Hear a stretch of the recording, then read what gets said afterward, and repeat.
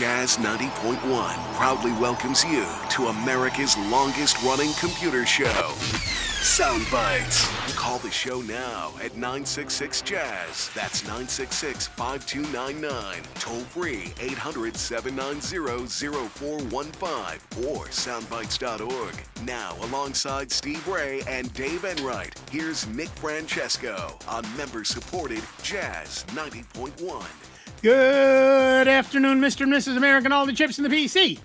It is Saturday, the 24th day of February, Anno Domini 2024. Yes, it's Steve Jobs' birthday. And you lucky people, you're listening to Sound Bytes. I'm Nick Francesco. I'm Dave Enright. And I'm Steve Ray. And it's 6 minutes after the hour. We are going to be bringing you news, views, things to choose, nothing to lose. No silver shoes, don't get the blues. Have you paid your dues? Here comes the news. Sticking with an older... What?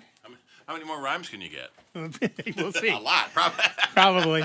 Sticking with an older version of Windows 11 could leave your PC more vulnerable to hackers and scams. So Microsoft, in their infinite mercy, are going to help you out. Microsoft is going to install the latest version of its desktop operating system on your PC, even if you haven't asked for the update or don't want it. Yes, they will force the installation of Windows 11 version 23H2, the update that rolled out worldwide towards the end of the year to all PCs globally. In a statement, Microsoft confirmed that it would automatically upgrade all eligible Windows 11 devices in the coming weeks. It hopes to update everyone to 23H2 before the previous version of the operating system reaches its end of support deadline in October of 2024. So you may not get the update today, but you will throughout this year. After that date, if you're persisting in the previous version of Windows 11, you'll stop receiving security updates, patches, or technical support from Microsoft. So if you call them and say, I have Windows 10, they're going to hang up. Or they're going to laugh, then they're going to hang up. Say good luck. That could leave you open to ransomware, spyware, and other viruses.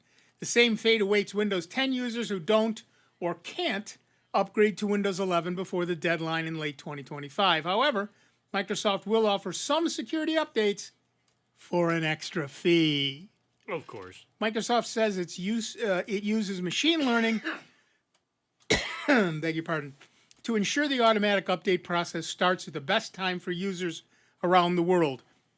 They received widespread criticism during the Windows 10 era for pushing automatic updates at the worst time for users, leaving laptops unusable just before boarding a long-haul flight, during an important presentation, or worse, which I'm sure will work perfectly since as everything does in Microsoft programs. Mm-hmm. So back up everything now. Twice. Our poll of the week at soundbytes.org, that's Bytes with a Y, Francis would like us to remind you, is Microsoft force updating Windows 11.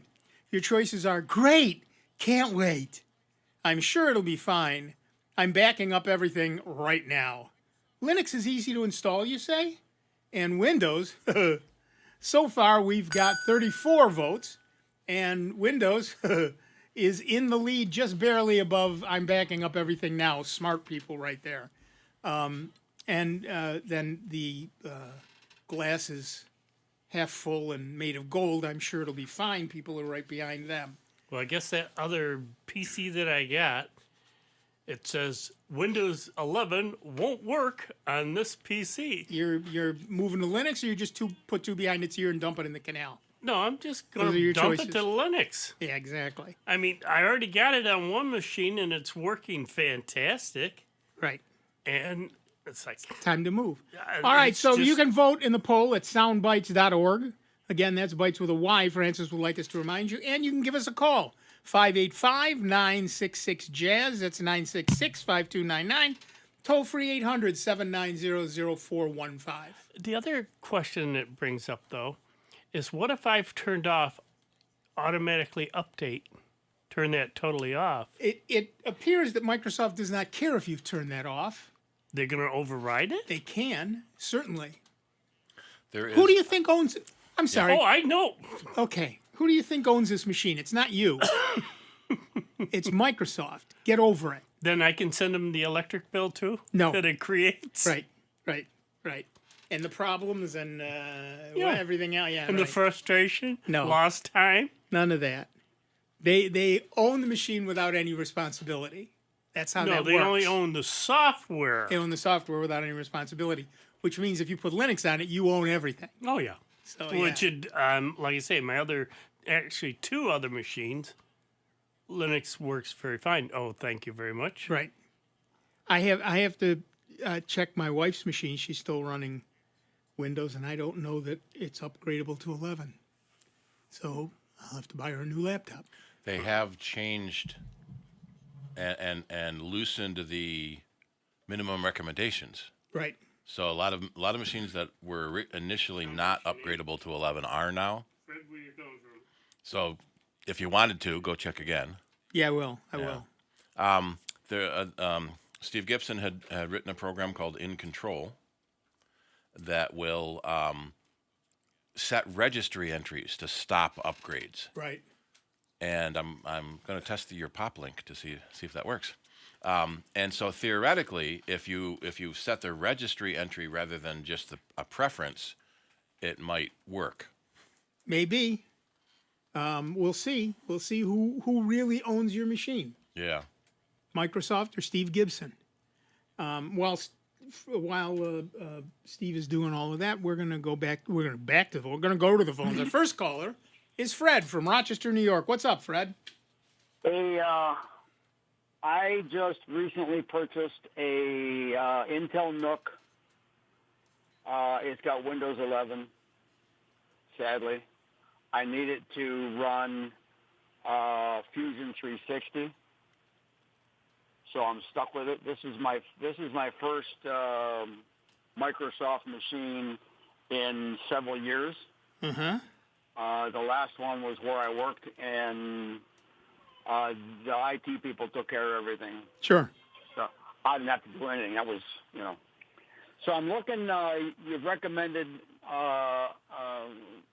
many times Revo uninstaller. Yep. So I'm going to start with that.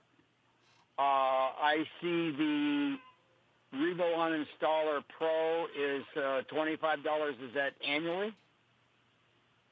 This I do not know. That's for a year's subscription. Okay. But you may not need the pro features. They have a comparison chart that shows you the difference between the free version and the pay version. Okay. Because what I wound up going to the version that goes onto a jump drive. And then that way, because I have multiple computers in the house, with it on a jump drive, I can go from one computer to the other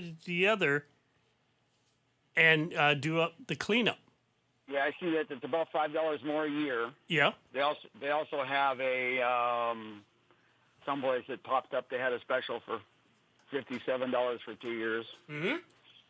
But if you've only got one machine, you don't need to get the you don't need to pay extra for the thumb drive version. Right. I'm maybe do something different, but I think right now I'm wondering if I need the Pro. Well, try the free version first. Okay. And see if that does what you need. For the most part, it will do, what you probably the average person wants to do. But, What are you trying to uninstall on this brand new Nook? Yeah. Nothing yet, but I want it in before I install anything. Yep, that's a good idea. Yep. So it's easier.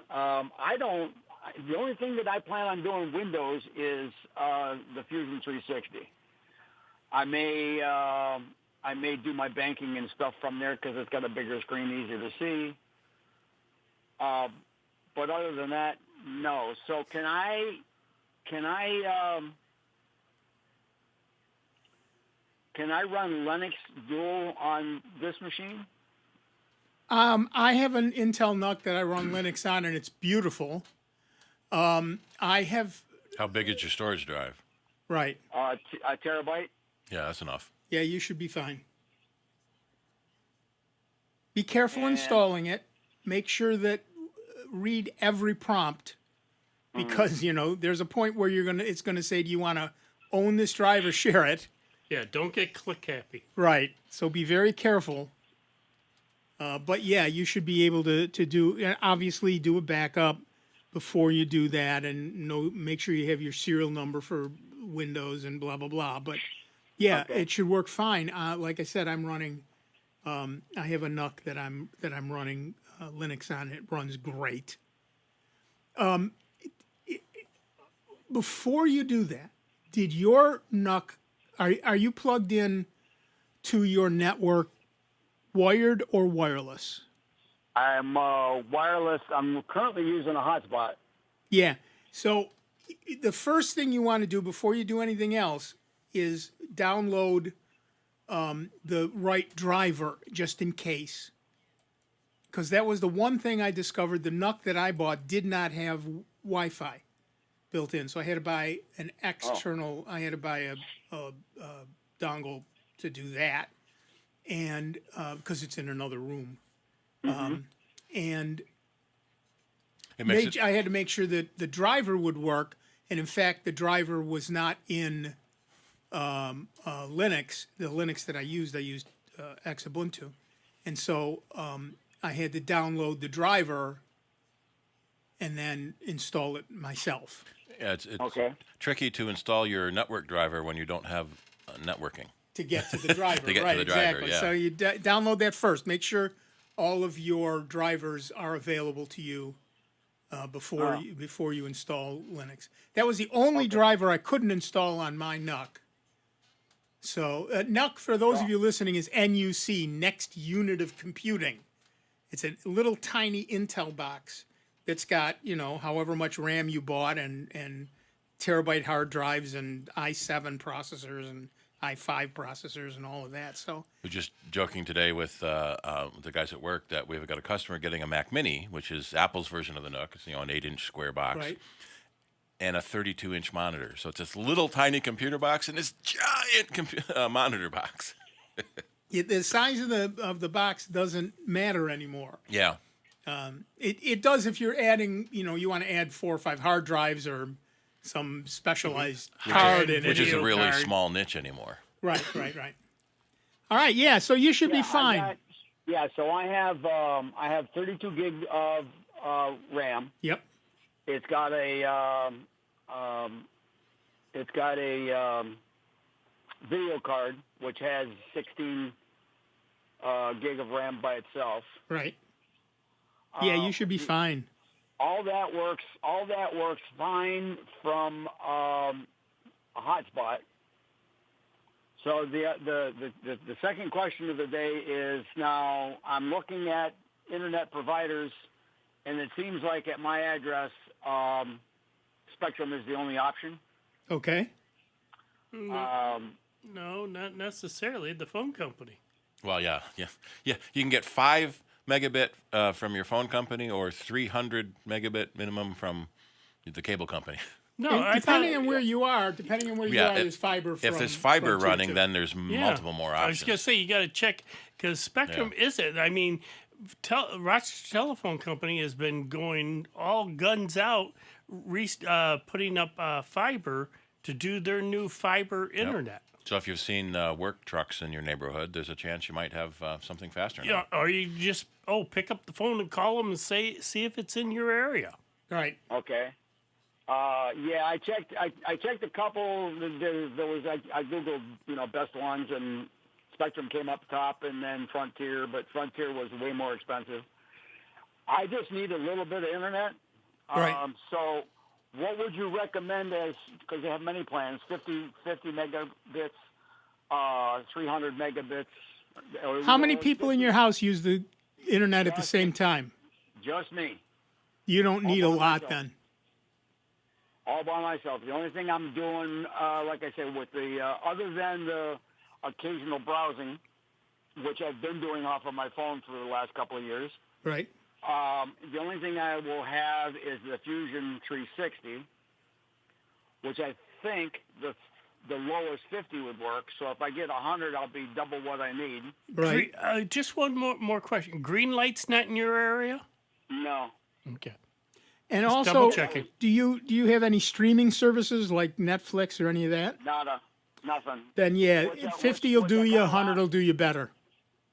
Which I laughed last week. I missed last week because I was at the dentist, but I listened to the broadcast on YouTube, and you were talking about all the different television things and movies and whatever that you watch, and then I'm going, I don't have time for that. Right.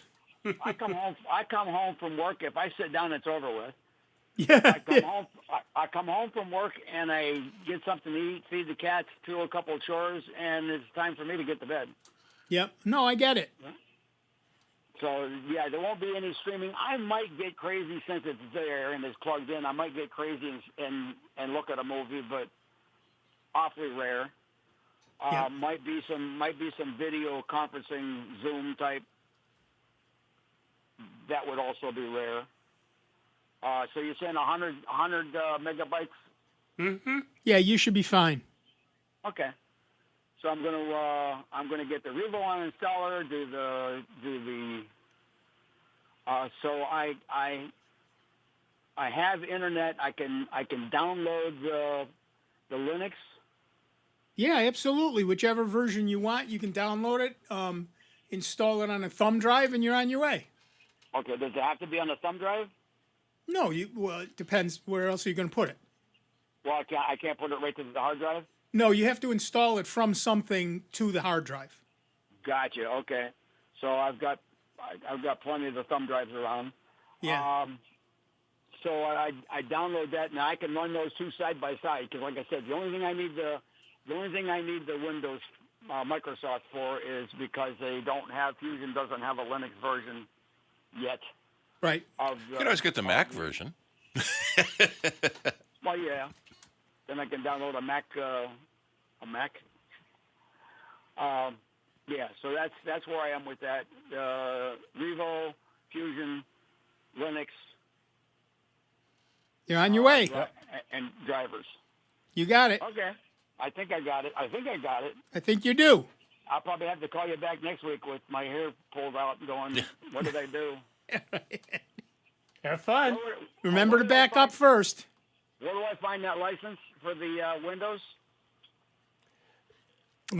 Most of the time it's printed on the physical computer or in your Microsoft account when you set it up on that machine. Okay. I'll have to go back to that because I just put in a username and password just because I wanted to look at the Fusion options. Right. All right. I thank you so much again. All right. Have fun. You're worth every penny of my donations. That's what we like to hear, Fred. Thank you. Take care now. Bye-bye. Bye. So, yeah, Intel has been making these little boxes for a long time, the NUCs, the next unit of computing, or the NUCs as they call them. And they're full-blown, pretty powerful computers. Mm-hmm. What I love is that you can find them all over eBay for not much money. They've been around long enough that there's used ones that are on the market because their owners have upgraded to better ones. Right. I have one that I'm running Plex on right now, and it's a terabyte hard drive and 16 gig of RAM and an i7 processor. Yeah, it is just like any other PC. You got them. We want the i5, the i3, the i7. Right. RAM, storage. It's just in a physically little tiny box. And it cost me $69. I got it on I would eBay. I'd be worried that it's stolen or I thought, broken. You know what? $69. It's worth a shot. It's a gamble. So it came and I thought, okay, what am I actually getting? Mm-hmm. What is it missing? Had all the RAM, had the right processor, had the terabyte hard drive, which alone is about $69. So I paid for the hard drive and got a free computer to go with it. Oh, well. And yeah, the only thing it was missing, like I said, was Wi-Fi. And I bought a dongle for $18 or whatever the number was. And did it have Ethernet? It did. It had. So it had at least some networking built in. I could get it, but I didn't want it in that room. Yeah. But so I could set it up, and you I don't did. have cables running all over your house? Yeah, oddly, no, because my wife has scissors. Yeah. So we don't do that anymore. But I could set it up in the computer room, plug it right into my system, my network, and set it up. So that was fine. Yeah. And so in that case, I could download the driver. Yeah. because, I had it there. But then I wanted it in the other room. And I thought, well, we'll see if this works. So I shut it all down, moved it in the other room, turned it on. I could log in remotely. I could do everything I needed to do. It's running Plex. It's got a one of the neat things I've seen at a lot of companies that are end up getting these NUCs, especially for a terminal into their mainframe software, well, web software, right, is they're small enough to get mounted on the back of the monitor. Yep. And so you've got the monitor and this like 6 or 8 inch square box just mounted right to the back of the monitor. I wonder about the heat flow when they do that. This thing doesn't even get warm. Yeah, but no giant tower on the floor anymore, even a small tower.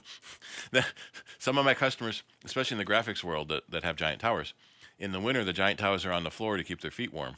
Yes. And then in the summer they put them up on the desk to blow at their neighbors and have arguments across the aisle. You're right, exactly.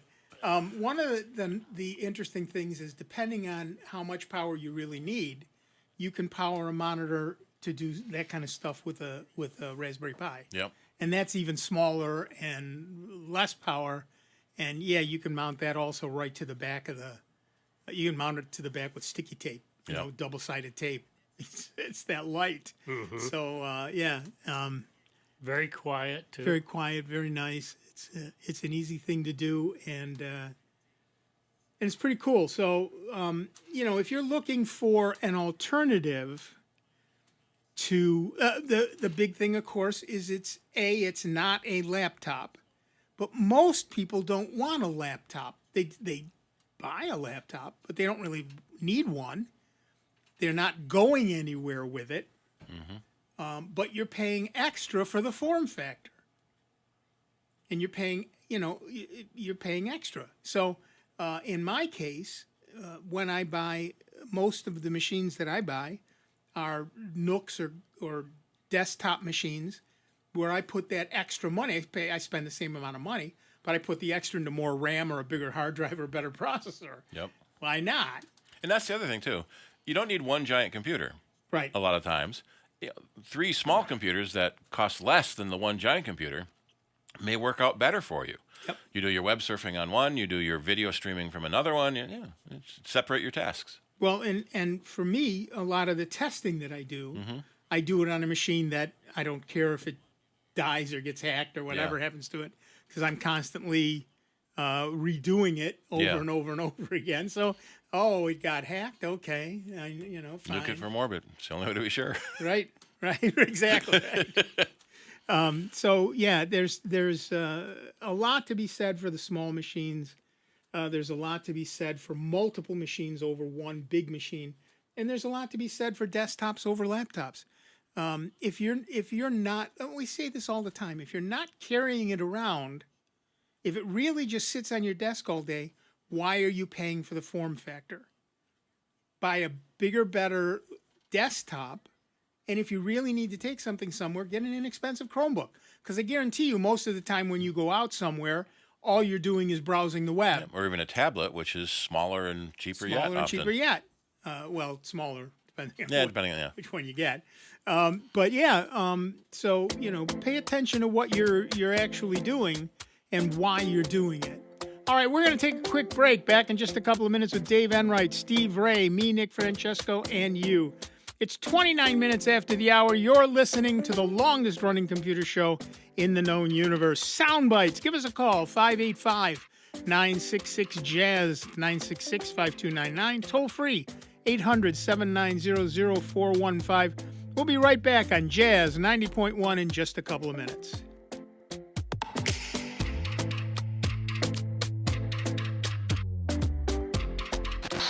Online 24 hours a day, 7 days a week at soundbytes.org. More with Nick Francesco, Dave Enright, and Steve Ray next on member-supported Jazz 90.1. NBC News Radio, I'm Lisa Taylor. Former President Trump is set to speak today at the Conservative Political Action Conference as the group wraps up its meeting in National Harbor, Maryland. The event's taking place as voters go to the polls in South Carolina's GOP primary today. He spoke in Rock Hill, South Carolina yesterday. We're going to win this state, and then we're going to tell crooked Joe Biden, you're fired, get out of here. Trump's widely expected to cruise to a landslide victory over Nikki Haley in her home state. Senate Majority Leader Chuck Schumer is urging House Speaker Mike Johnson to pass the Aid for Ukraine bill. Speaking to reporters in Kyiv Friday, Schumer warned Ukraine will lose its war against Russia without military aid from the U.S. For his part, Johnson has pushed back on the $60 billion aid package, saying it lacks border security measures Republicans want. Schumer visited Ukraine this week as part of a congressional delegation and met with Ukrainian President Volodymyr Zelensky. Lisa Taylor, NBC News Radio. Could that fish stick solve the secret to our sense of touch? This is Sandra Tsing-Loh with the Lowdown on Science, saying the answer is right at our fingertips. Meet Adam Hardy. He and colleagues from University of Chicago want to know how fingers feel. To do this, they investigated the touch sensitivity of a small underwater friend. The researchers carefully chose the Pictus catfish for their study. This little bottom feeder is very capable of detecting pressure and movement on the seafloor. Especially sensitive is its rigid yet fleshy spine, mostly used for defense. Focusing on the spine, the researchers counted sensory cells and measured neural activity. How? By stimulating the fish with various movements and pressures. Hardy and his team discovered that fins have a dense sensory network, similar in structure to the human finger. Fish evolved earlier than us humans. These findings suggest our sense of touch may have evolved earlier than we thought. So the next time you grab a fish stick, consider it a high five. The Lowdown on Science is produced by LDOS Media Lab in partnership with the University of California, Irvine Science Communication and 89.3 KPCC, and made possible with the generous support of the Fuse Family Foundation. On the web at LOHDOWNonscience.org. This is Sandra. Follow us on Twitter at LOHDOWN. Hi, I'm Alan Kepler, and I want to invite you to check out our new music show titled Smooth Jazz Weekend. We share all the new releases with you, some of them not even available to the public yet. And this time around, I've got some cool stuff. A new tune from Cal Harris Jr. Kim Waters has a new one out, as well as Byron Miller. A lot of great stuff to share with you, and we do it every weekend right here on Smooth Jazz Weekend. Smooth Jazz Weekend, Sunday mornings at 7 a.m. on Jazz 90.1 and at 6 p.m. on Jazz 90.1 Smooth Grooves Radio. We are hearing the artistic guitar touches of Charlie Bird as a reminder that this distinguished musician and composer is returning for further conversations within the essence of jazz. Among his many recognitions, this former student of Andre Segovia, like Segovia, has performed at the White House. That, to you and me, might be a scary experience. It didn't shake me up nearly as much as if I walked into an audience and there sat, in the front row sat John Williams and Julian Bream and Segovia all sitting there. The politicians wouldn't, they're politicians. They ain't guitar players. You know what I mean? That's scary. That's a little more scary. If you're going to be scared, that's more scary than any politicians could ever be. This is Will Moyle. Enjoy the music and conversations of guitarist Charlie Bird during his next visit to the Essence of Jazz. The Essence of Jazz with Will Moyle, Saturday nights at 6, only on members-supported Jazz 90.1.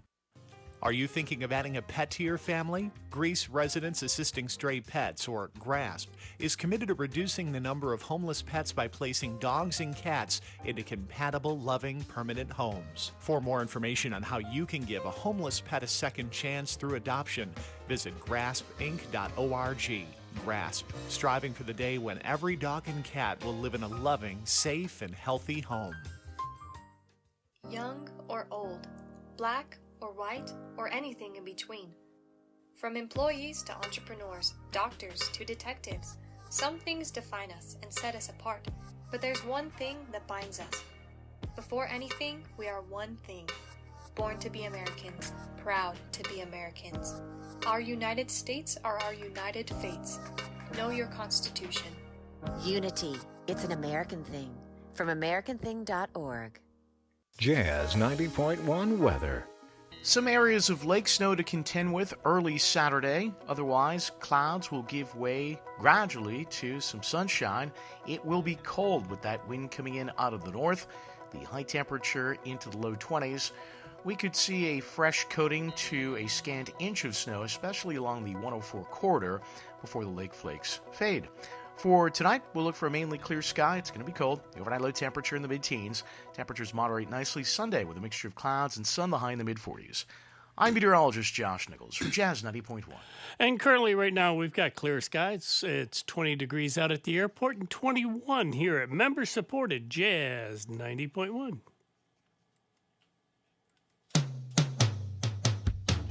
Hi, I'm Steve Pearl. Please join me tonight from 10 to midnight on member-supported Jazz Radio in Rochester, Jazz 90.1. Welcome back, everybody. I'm Nick Francesco. I'm Dave Enright. And I'm Steve Ray. And at 36 minutes after the hour, we are Soundbite. And I need a pina colada. You need a pina colada. That's enough of that. There's another strike on YouTube. And you can give us a call at 585-966-JAZZ. It's 966-5299. Toll free 1-800-790-0415. Before I read the next news item, I should say a couple of you are probably wondering where the chat went. It died last week. I'm not sure why. I spent about 3 days. Nothing you did made it die. No, it was just, no. It's like I said, my host has been making some changes, and this was clearly something they did. Anyway, I spent about 3 days trying to figure it out, and then I suddenly realized there's only half a dozen people who are ever in the chat anyway. Most of the time, they aren't talking about computer stuff. So the heck with it. There's no more chat. That's easy enough. Why exert the effort? Right. I was going to do a Discord, but then I thought, so there's no chat, and I don't think anybody's going to miss it. AT&T. A number of you may have noticed that there was a big AT&T outage this week. AT&T said a botched update related to a network expansion caused the wireless outage that disrupted service for many mobile customers. Many mobile customers on Thursday. On Thursday night, AT&T posted the following to their website. Based on our initial review, we believe that today's outage was caused by the application and execution of an incorrect process used as we were expanding our network, not a cyber attack. We are continuing our assessment of today's outage to ensure we keep delivering the service that our customers deserve. While incorrect process is a bit vague, anonymous sources said it was a software update that went wrong. AT&T hasn't said exactly how many cellular customers were affected, but there were over 70,000 problem reports on the Down Detector website on Thursday. And of course, that's maybe 100th of the people who are actually affected go to Down Detector and actually put in a report. The outage began early in the morning, and AT&T said that 11:15 a.m. Eastern Time Thursday, the 3/4 of the network had been restored. By 3:10 p.m., AT&T said it had restored wireless service to all affected customers. The outage was big enough that the Federal Communications Commission said its Public Safety and Homeland Security Bureau was actively investigating. The FCC also said it was in touch with FirstNet, the nationwide public safety network that was built by AT&T. Some FirstNet users reported frustrations related to the outage. The San Francisco Fire Department said it was monitoring the outage because it appeared to be preventing AT&T wireless customers from making and receiving any phone calls, including to 911. The FCC sometimes issues fines to telcos over 911 outages. The U.S. Cybersecurity and Infrastructure Security Agency reportedly said it was looking into the outage, and a White House spokesrobot said that the FBI was checking on it too. But it was determined pretty quickly that the outage wasn't caused by a cyber attack. Were you affected? Give us a call now that you can. 585-966-JAZZ. That's 966-5299. Toll free 800-790-0415. Somebody had a greater than sign instead of a less than sign. See, it happens. That could have done it. Weren't some of the T-Mobile folks affected too? Because they many of them piggyback on AT&T's network. Off their towers. Yep. So yeah, a lot more people than just AT&T got hit. Mm-hmm. But AT&T is the carrier company for many of them. The major one. Right. So they a lot of people lost power, and as we were talking to Fred earlier, he uses a hotspot, and if he were on AT&T, he would have been off the network yesterday. Mm-hmm. Down and out. And that's we talk a lot about single point of failure. If this thing goes wrong, we're done. And for, I would suspect, 99.999% of us, the internet connectivity in our home is a single point of failure. We only have one. And if that one goes, we're done. Now, most of us have a second one we don't think about, which is that you can create a hotspot. Many of us, depending on your carrier, can create a hotspot using your phone. So you can, if your internet connection goes down, you can always use your phone at a much lower rate of speed and probably a much higher cost for many to make an internet connection.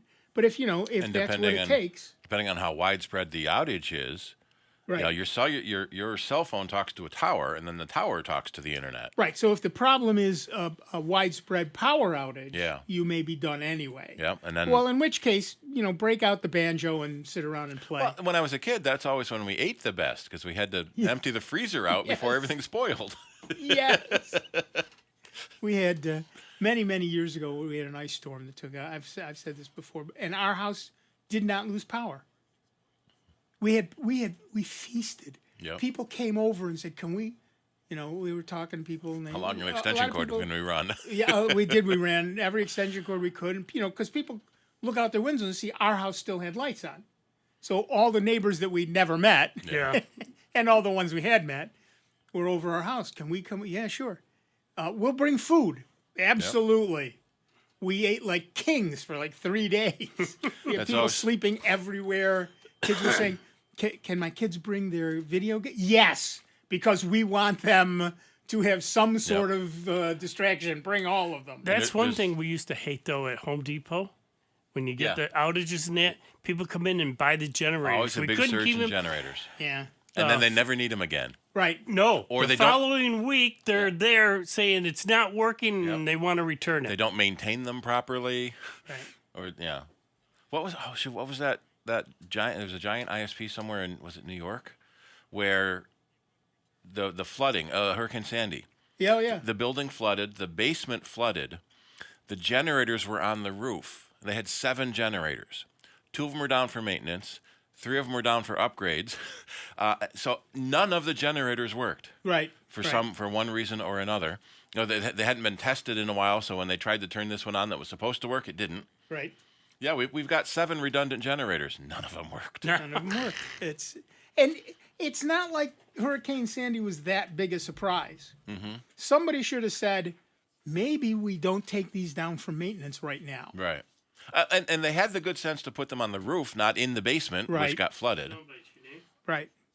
But yeah, emergency planning for emergencies, disaster planning is way more painful and way darker than you think it is. Whatever you think is going to happen, something worse could come along. So, be aware of that and be ready to deal with it.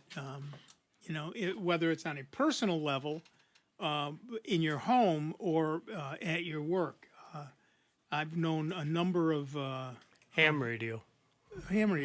I've known a number of people who were the disaster planning people at various businesses. There was a number of operators. That's an important thing. That's a very important thing. Was up and running, like you said, for the on 3 of the different frequencies. They were running there for emergency calls if people were out with phone service. Yep.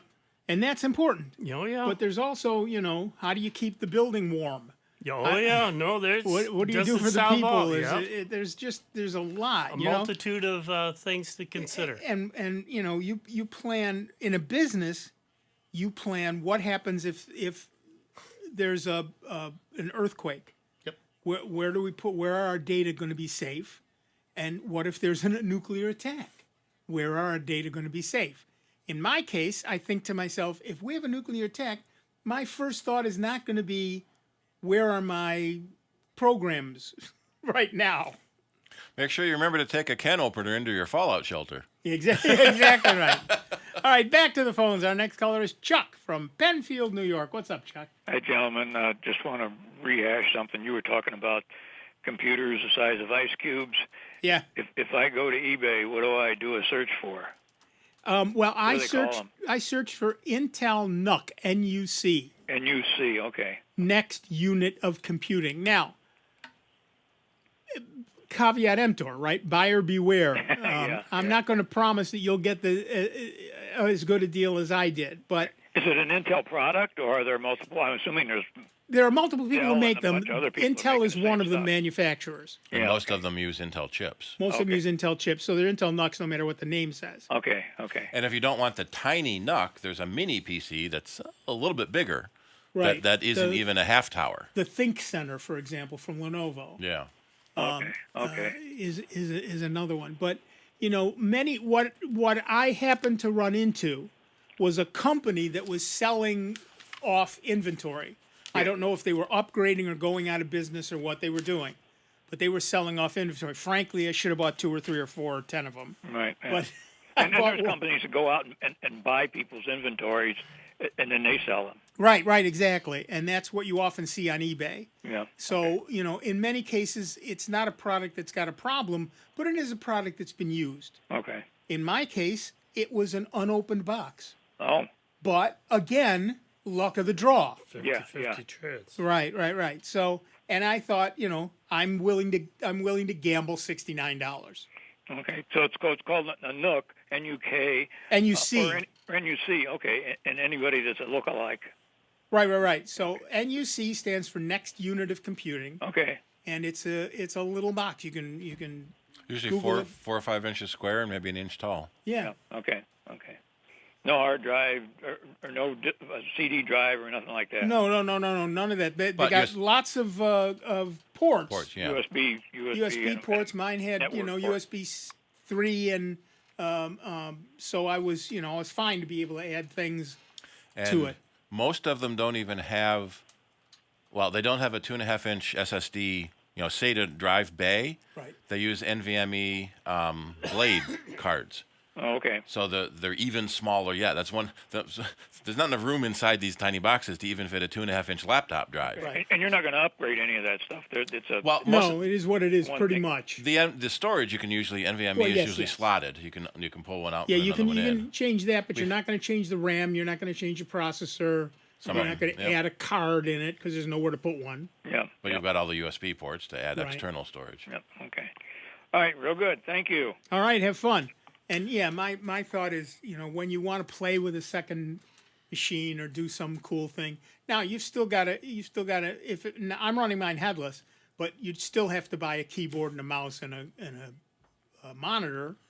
But a lot of us have an extra keyboard or mouse or monitor lying around. Or just get an AB switch and.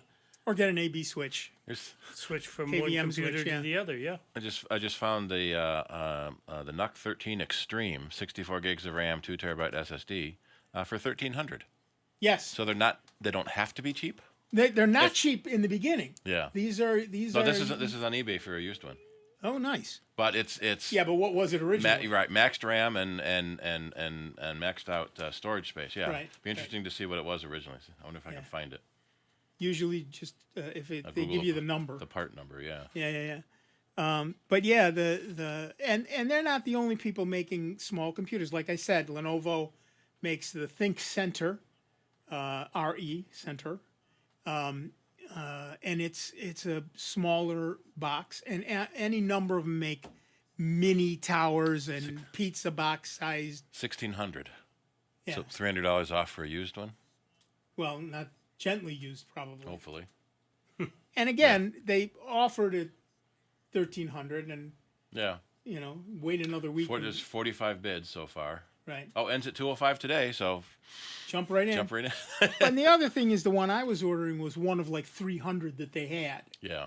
So $69 was fine. Yep. They were willing to part with it for $69. Again, it's all in the luck of the draw. That's exactly right. I was very lucky with that and with my. Because you weren't even expecting that model.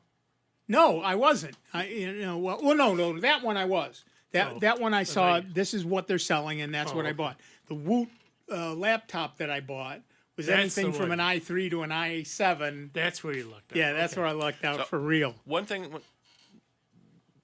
part of that caveat emptor is we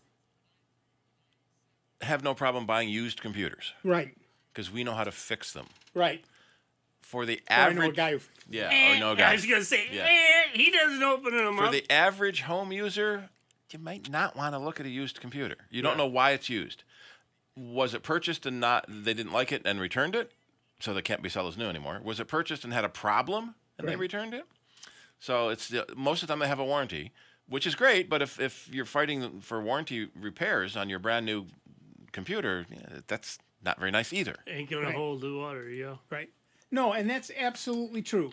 But again, in that case, for $69, I thought, Yeah. this is just I'm rolling the dice. If it's good, it's good. If it's bad, I lost $70. Big deal. You can use the parts. Exactly right. So that was not a big deal to me. And with Woot, it was kind of the same thing. It was, And eBay's usually pretty good about. eBay's good to the customers. You would have got your money back. I would have gotten my money back. We as a vendor have had lots of problems with eBay. Of course. And fraud because people claim they didn't get the thing when we have a mailing signature confirmation that they did, and eBay takes the money from us and gives it back to the customer. Yep. So we stopped selling on eBay. Yeah, no question. The thing I bought from Woot came with a 90-day money-back guarantee. Mm-hmm. So, I'm not as dumb as I look. I kind of couldn't be. But when it came, I immediately unpacked it and started playing with it. Yeah. Played with it for about 2 weeks before I decided I'm not sending it back. It's mine. I'm keeping it. But I played with it pretty much constantly for a couple of weeks to make sure that I was keeping it. So that's the other part of it. I know people who bought a thing and then didn't get around to it and didn't get around to it. When they didn't do what they wanted. They can't send it back now. It's past the return date. Oh well. Oh, speaking of return dates, the Apple Vision Pro. Yeah. It's coming up on its 14-day return policy. Yeah. So there are going to be a lot of used ones on Apple's marketplace. Yes. I don't know what they'll be down to, but so all the thousands of YouTubers that bought one put out YouTube's got their millions of views to pay for it to keep it, or have now returned it because they got all those views. Right. So the people who were early speculators. So there's going to be quite a few used ones in the market soon. Yep. And it's look, nobody has made money yet with smart glasses, which is really what this is. Yep. What? Fred again. Okay. Nobody has made money with smart glasses. Google couldn't do it. Nobody could do it. Now there are people who are selling what they call smart glasses, and what they really are Bluetooth headphones in a pair of glasses. Mm-hmm. Okay, that's not really what this is about. Yeah. The real issue is there isn't much of a use case. I've seen it. There's a company in town, and I'm not going to remember the name now. Vuzix. That had a program for the Google Glass. Oh, Vuzix had 3D. Right. Glasses. But there was a company that had a program for Google Glass that showed music. Mm-hmm. So you could sit there and play, and the music would scroll on the glasses. Yeah. Which was pretty clever. Vuzix actually has some that look like regular glasses. That was one of the big problems with Google Glass, is it looked funny on your head. Right. And with the Well, Apple, all of them do, please. right? And Apple Vision is a full headset, ski goggles. Right. But Vuzix has a couple that look like industrial glasses, so that like a heavier frame safety glasses. Yep. Because that's their market is industrial applications. Right. So And you're for fixing niche- this machine, and you see an overlay in your glasses, Exactly. and this is where for that part niche goes. markets, they're wonderful. But for the average public, there isn't an app yet. There isn't a reason to get one. Anyway, back to the phones.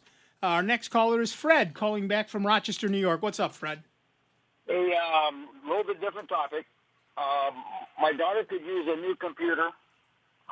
She only needs stuff like documents and spreadsheet and maybe create a presentation. And I was thinking Raspberry Pi would do that with Linux. Yes. And now we're talking about the Nook. Which direction is a better way to go? Either one would be fine. If you're looking to run real Microsoft Office, then you want a Nook. Negative, no. Yeah. If you're looking to run, say, Google Docs, then Open a Office. Chromebook or a Raspberry Pi would run it fine. I would take a look at the 400 or the Raspberry Pi 5 to get some real power for your desktop. But you don't need much more than that. And of course, LibreOffice runs on both any Nook or any Raspberry Pi. She had a little bit of trouble trying to create a presentation slides with Google. And I was wondering if LibreOffice would be easier or better to use. Yeah, LibreOffice would probably be much better. I mean, it's in terms of the way it works a whole lot like PowerPoint. Okay. So I've done a ton of PowerPoint back in the day. Right. So one of the things you can do with more easily with LibreOffice is download it to your machine, and then you can run it off the network or put it in, and you can save it as a PowerPoint document with real PPTX, and then take it to any machine on the planet and put it in and run it on their office. And the Raspberry Pi would be, she could pick it up, put it in the handbag, and take it. Sure. Put it in and, well, that's one of the reasons. Take a look at the Raspberry Pi 400 because it includes. It's built into a keyboard essentially. Okay. So it's a little bulkier to carry around, but it's also much easier to manage because you're still going to have to, wherever you plug it in somewhere, you're going to need a keyboard and a mouse and a monitor. So if they've got a monitor, all you have to do is take that keyboard, which has the computer in it, and a mouse, and you're done. The 400 versus the 5? The 400 is one Keyboard generation and mouse. below the 5. It was the 4, then the 400, which is essentially a 4 in a keyboard, and then there's the 5. There's not a 500 yet. Okay. Yeah, because she does some volunteering at Lollipop Farms. Beautiful. And she occasionally does some presentations for. She's done presentations for staff, and then they have a summer camp and showing stuff to the kids, and then they have some hands-on. But she could certainly use that. Right. They had screens that she could wire to, or so Right. the 400 would just need the keyboard with the machine inside and a mouse. Right, But and then the 400 is a keyboard. right, it's a Keyboard keyboard and mouse. Right. It's got the 4 with in the keyboard. Right. So all she'd need to add is the mouse, and then obviously hook it up to whatever. No, it comes with the mouse. 400 comes with the mouse. But she'd need to carry both around. Is what I'm saying. Yeah. Yeah. And then she'd have to plug it into whatever monitor they have. I mean, it looks to me no bigger than the Chromebook. It is not even as big as a Chromebook. It's about as wide as a Chromebook, but certainly. Okay. Yeah. All right. Fabulous. Thanks, guys. Yep. Have fun. All right. That music tells us we are done for the first hour, but do not despair. I know you were about to just commit harakiri, or seppuku is more proper, but you don't have to, because we're going to come back with a whole nother hour of the longest running computer show in the known universe. We're saving lives here, people. We're going to have a whole nother hour of Steve Ray, a whole nother hour of Dave Enright, a whole nother hour of me, Nick Francesco, and a whole nother hour of your calls, but only if you, in fact, call 585-966-CHAZ. That's 966-5299. Toll free 800-790-0415. Take a quick bio break. Go grab an adult beverage to toast Steve Jobs' birthday, and we'll be back on the other side with a whole lot more sound bites on member-supported Jazz 90.1. It's exactly the top of the hour. We'll see you in a couple of minutes. Before you call into our show, please make note of the following rules. 1, turn your radio down. 2, turn your radio down lower. 3, remember, nobody has invented a good-sounding speakerphone yet. Don't use them. 4, make sure you have a point. It makes for a more interesting show. 5, Calling does not guarantee you'll get on the air. No whining. 6. If you do get on the air, please do not tell the host what you just told the screener. We don't care. And 7. Is that radio turned down yet? We hope this will make for a more enjoyable program, and we thank you for your time. It's America's longest-running computer show. Back to more sound bites with Nick, Dave, and Steve. Next on member-supported Jazz 90.1.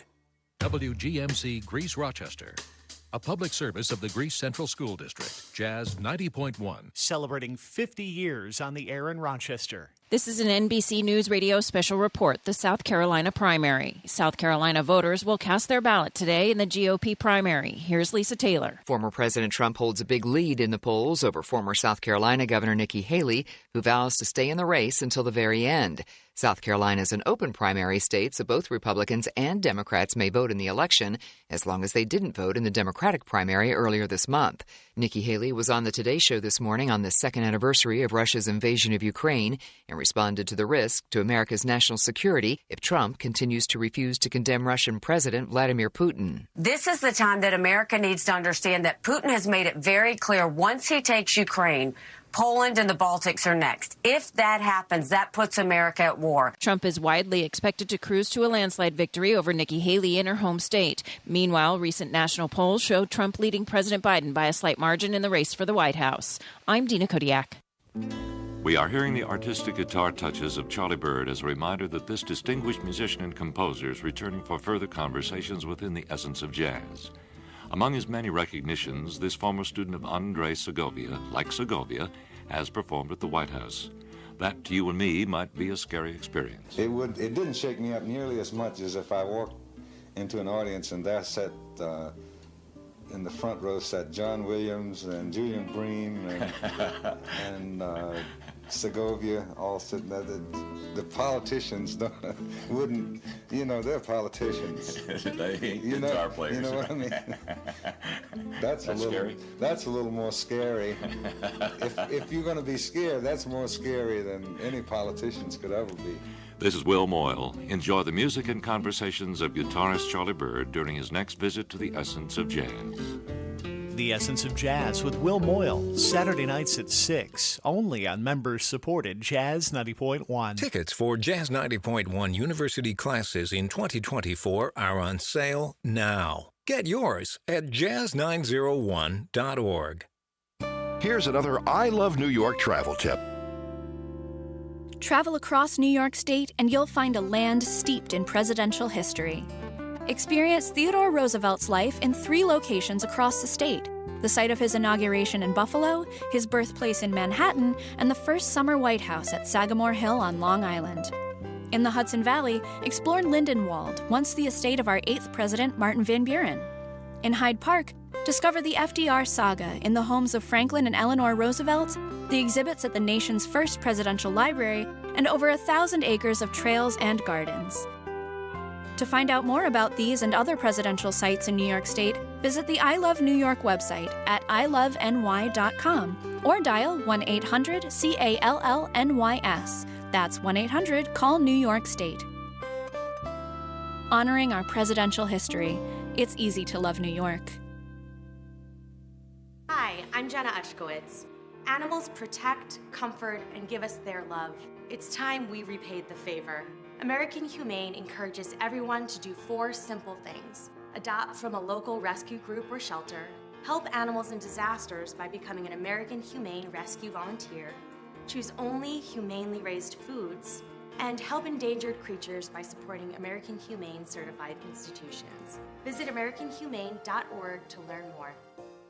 Hi, I'm Nicole, and I lost my 10-year-old daughter, Teresa, to COVID in just a few short days. Teresa was a healthy child who loved to dance. When Teresa got sick, I didn't think it was serious until she was rushed to the hospital. COVID and flu can be serious for anyone, but they're especially dangerous for communities of color. Please get your COVID and flu vaccines and stay up to date on all immunizations, because vaccines save lives. To learn how to protect your family, visit vaccinateyourfamily.org/learn. It's been said that when someone you love has Parkinson's, you have Parkinson's. The Parkinson's Foundation knows that the disease doesn't just affect the diagnosed. It affects everyone who supports and helps care for them. If you have questions, The Parkinson's Foundation has answers We can help you understand the disease. and give you tips for living a better life. Find your answers at parkinson.org or call 1-800-473-4636. The Parkinson's Foundation. Better lives together. Welcome back to America's longest-running computer show, Sound Bytes, on member-supported Jazz 90.1. Get online now. Call 966-JAZZ. That's 966-5299. Toll-free 800-790-0415. Or submit your question by email at soundbytes.org. Once again, here's Nick Francesco, Dave Enright, and Steve Ray on member-supported Jazz 90.1. Welcome back, everybody. I'm Nick Francesco. I'm Dave Enright. And I'm Steve Ray. And it's 6 minutes after the hour. We are hurtling headlong into the second hour of the longest-running computer show in the known universe. And you can give us a call at 585-966-JAZZ. That's 966-5299. Toll-free 800-790-0415. All right, we've talked a lot about the Google graveyard. And there's a new item going into the Google graveyard. Google Pay is shutting down in June. It will be replaced by Google Wallet. For those of you keeping track, yes, Google Pay originally was created to replace Google Wallet and Android Pay. But now the student becomes the master. Android Pay popped up in 2015 as a temporary tap-to-pay king, while Google Wallet was recast as a Cash App Venmo rival. But even when Google changed its mind and combined them, it couldn't keep itself from messing with the formula again and again. Don't even ask me about the 2020 revamp that pulled Google Pay send peer-to-peer transactions back into the fold, or a failed attempt to add Google Plex banking features, because by 2022, its rebranding efforts had all become meaningless anyway. That's when Google Wallet came back, ready to hold credit, debit cards, event passes, loyalty cards, government IDs, proof of vaccination, probably dog tags, and name it. Unlike 2011's NFC-powered wallet, this one is even compatible with newer tech like ultra-wideband car keys. What's left of Google Pay is apparently now superfluous, so after June 4th, 2024, it's fading out and taking its peer-to-peer payment features with it, at least in the U.S. anyway. If you have funds still tied up in Google Pay, you should remove them while you still have a chance, unless you think Google might change its mind again. It's been a weird, winding road, but compared to the dozen or so messaging apps Google has tried over the years, this isn't actually all that bad. They're not going to move your money to their other product for you? We don't know. I wouldn't Do you want to take them. the chance? That's true. Those of us still using Google Pay to transfer money had best start looking at apps like Venmo. Are you a Google Pay user? Send us money while you still can. I mean, give us a call, 585-966-JAZZ. It's 966-5299. Toll-free 800-790-0415. I use Google Pay all the time. I used it all the time while my wife and I were both recovering from our various things. So my daughter would do shopping for us and stuff like that, and then I would Google Pay her the money, which you don't. There's no fee for family to family, so that was nice. Now we'll probably have to do, well, if we do it again, we'll have to do it out of Venmo or whatever. But yeah, it's Google is, I think, in some cases, too stinking big for its own good. They have so many fingers and so many pies, and they throw stuff at the wall, see what sticks. You know what might have happened? The one person that wrote Google Pay left. Yeah. And so no one wants to take it over because they don't know any better. Yep. But the number of programs that Google has killed over the decades is legion at this point, and Google Pay is joining it. It may well be that the reason is they're just losing money on it because most people use Venmo or something else rather than Google Pay. Think about all those businesses that put those stickers up: Apple Pay, Google Pay, Samsung Pay. They're gonna scratch one off now. Exactly right. I don't honestly know.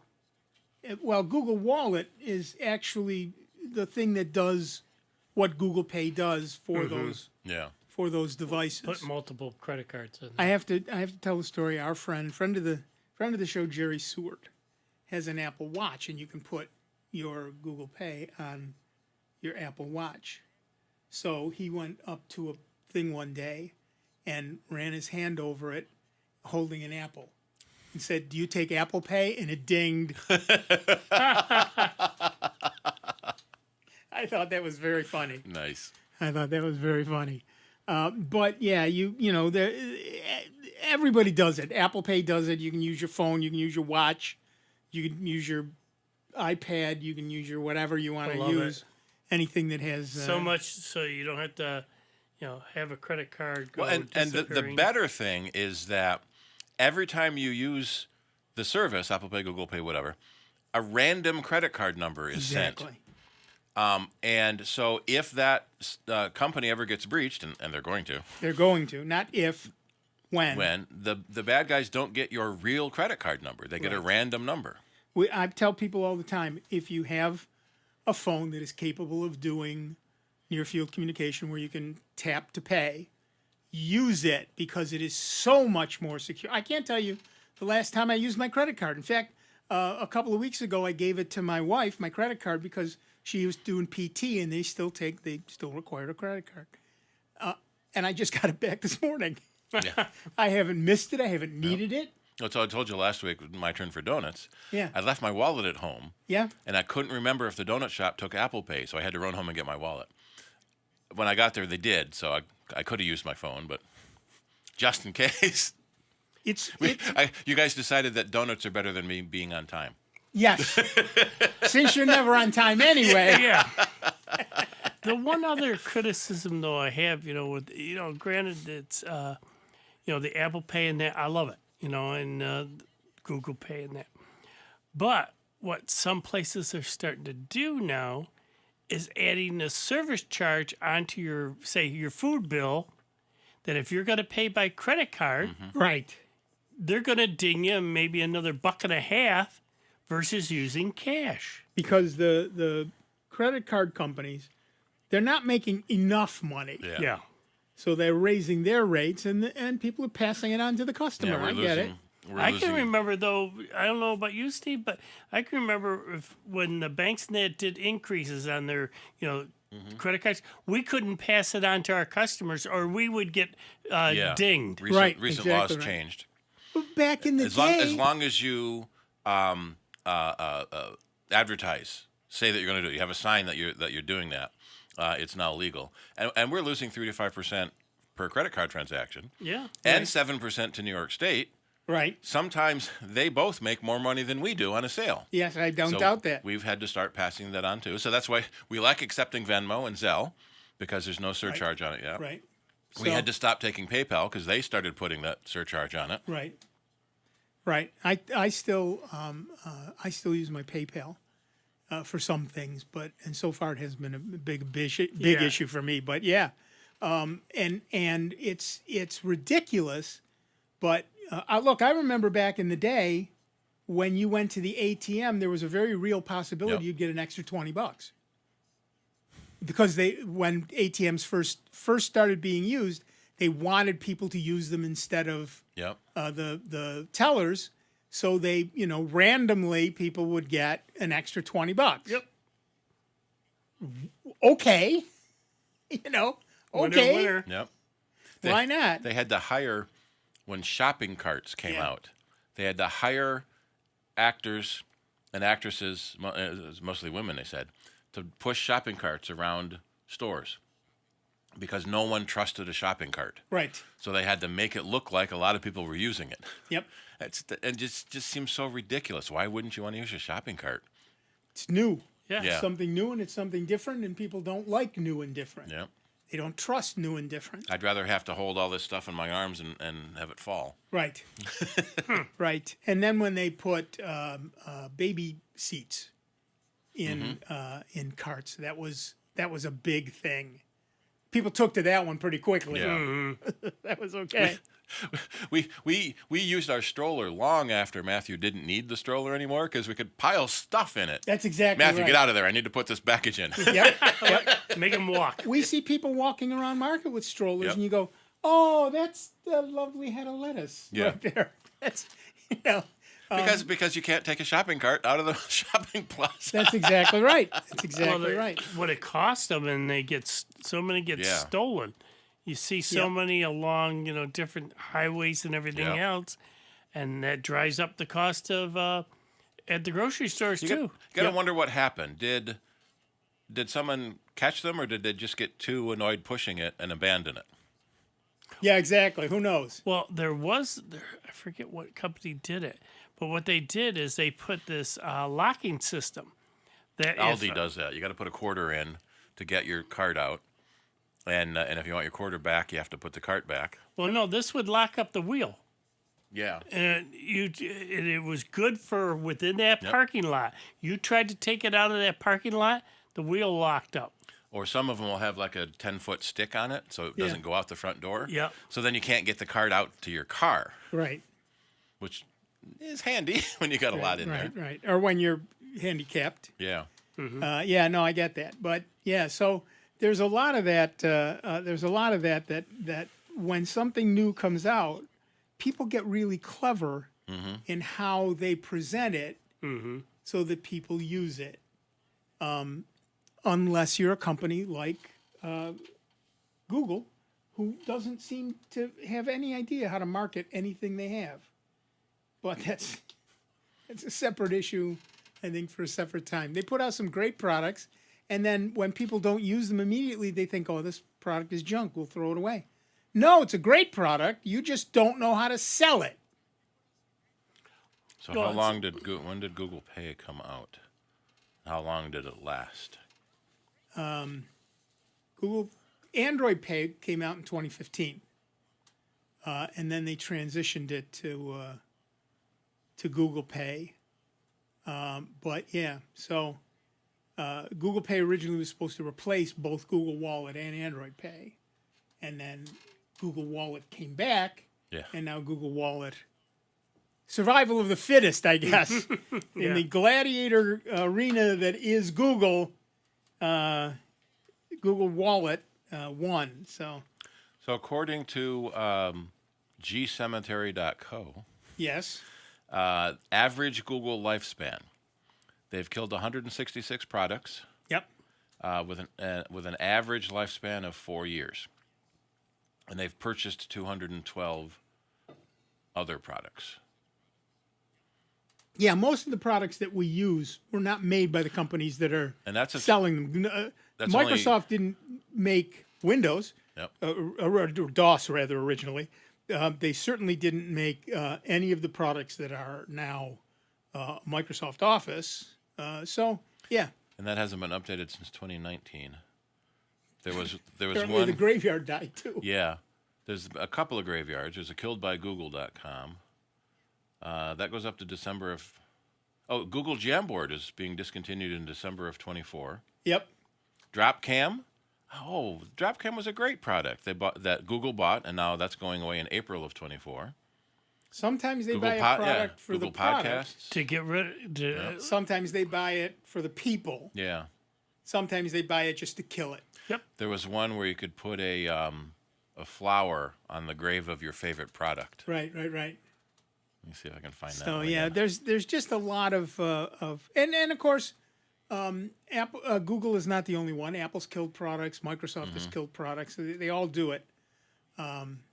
So yeah, and it's not unusual that a product. Again, it's the gladiatorial arena. Some products make it, some products don't. But Google has put out a lot more products than most other places, and therefore has killed a lot more products than most other places. Our next story will be about Google killing Gmail. Spoiler alert, they're not. Don't start that rumor. But it's not as it would not be a surprise if Google did. You read something like that and you think that's reasonable. Google kills a lot of stuff. Or start collecting money for multiple accounts. Right. Yeah, they have already stopped their free business service. Right. So our company, we had 100 free business accounts because we were in it that long ago. And then they went down to 10 free accounts, and now it's 0 free accounts. Right. So far, Gmail Personal with the gmail.com domain is free, but maybe they'll start charging for that That's sometime. exactly right. Were you grandfathered in, though? Yeah, we were grandfathered into the 100 when they went down to 10. Right. But when they went pay only, we had to start paying. So Yeah. we canceled a lot of the addresses we were using and, Sure, and of made course. shortcuts. But it used to be great because you could say, payments, Yep. receipts, support, whatever it all was, and it would be, they were all free accounts. You just had to have somebody look at them. Yeah. And that's understandable. There are still lots of places that give you free accounts, but they may not be under your domain. On the other hand, depending on where you host your domain, you may have free email. Hi. You may have free email through them. I do at Bluehost, so much of my stuff is all as many accounts as I want, do whatever I want with them. It's pretty odd now that you get a free business account somewhere that I say they're free accounts at Bluehost, but you pay for them. You're paying for the service. And part of that service is you get a certain number of accounts.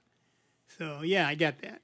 But they don't have, one of the nice things about Gmail is the spam filters are incredibly good.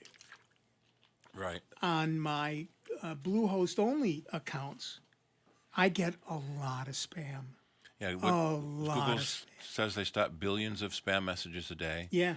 And so the few that get through are sneaky. Yeah. Then you can mark it as spam, and then enough people do that, and do we have a caller waiting? No. No. All right, so I want to bring up the Frontier thing. Yeah. So Frontier started using Yahoo as their backend server a few years ago. They have been sending email out to Frontier customers that, as of March, I think 15th, if your email program is using the Frontier.com server, you have to change it to Yahoo. Right. Ooh. And so mass confusion. Apparently, the bad guys know this is happening. And fake messages are coming claiming to be Frontier, saying you need to change to Yahoo. One of our customers got one of these fake messages, was suspicious, so called Frontier and asked them, is this happening? Yes, this is happening. Go ahead and do it. Clicks on the fake message and gives them their real Frontier credentials. So the bad guys are giving out fake messages for a real issue. Yep.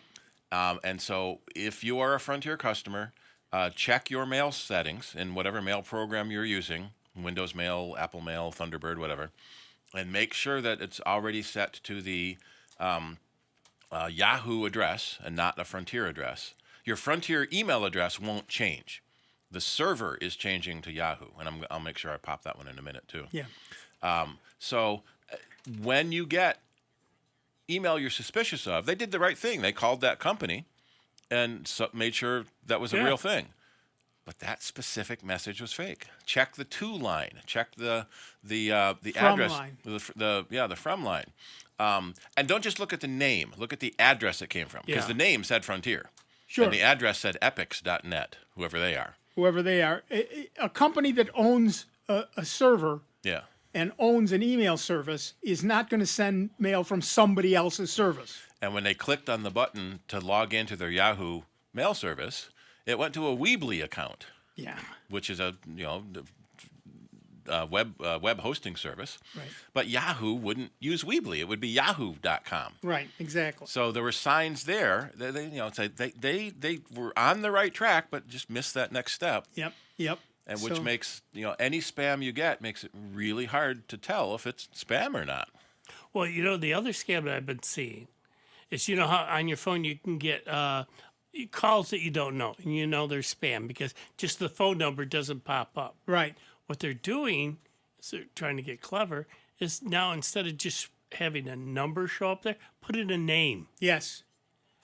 And it's like, wait a minute, no, you're not in my phone book. I scan it, sit there and screen it, click. Yep. I got 2 or 3 of them this week, and then I immediately blocked them. Yeah, and reported them. There's just another way of doing it, folks. That if those numbers or names are not in your phone book, screen the call. Yeah. What's beautiful is on Android at least, and I think on iOS, you can screen a call. Yep. There's a button right on as the phone is ringing. There's a button that says screen call. Or on the iPhone it says voicemail. Voicemail. And go then to voicemail. Right. In this case, it goes to voicemail, but then transcribes the message on your screen. Right. Yeah. Like old answering machine days. Right. And that's what the screen call does. It comes up and says, "Hi, I'm a Google automated service screening this call. State your name and your purpose," and it puts it out. And in every case, 99% of the time they hang up, and it's like, no.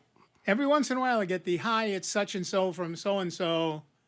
Okay, now I'll say accept the call, and I'll talk to them, and then I put them in my phone book. One that's annoying me is the ones that the car warranty. Yeah. Oh yeah. This week alone, I got 3 of them for my old 2017 Ford Escape. You can't escape it.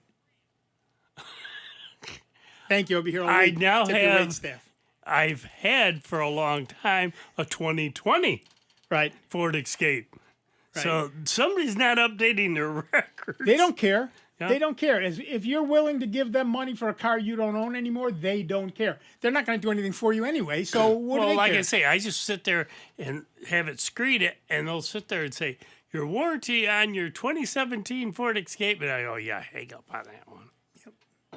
So there are a lot of features built into phones these days that we don't take advantage of that are useful to us if we know what we're doing. One of the things I use all the time is there's a do not disturb feature on a phone, and you can say I do not want to be disturbed for the next hour, or I can set it, for example, for the 2 hours I'm here, my phone is on do not disturb. Same thing. But you can also, and on an Android phone, it's called flip to shh. And if you put it face down, it goes into do not disturb mode. So if I'm really working on something and you can also set it up, by the way, I've got it set up so that if my wife or my daughter call, it comes through anyway. But anybody else doesn't. Right. So if I'm working on something that I really got to get done, or I want to concentrate on it, I'll put my phone face down. Or if I'm taking a nap, I'll put my phone face down, and it's that easy to essentially have it in Soundbites, please hold. In do not disturb mode. It's great. It's fast. It's easy, and it works nicely. In fact, I'd almost think that would be the default. Face down is shush, and face up, I want to see the screen. Yeah, exactly. You would think that would be the default, but they call it flip to shh on an Android phone. And I don't know that every Android phone does it. Certainly, as we've always said, when Google puts out a new version of Android, Pixels get it raw, essentially. They get what Apple put out, or Google put out.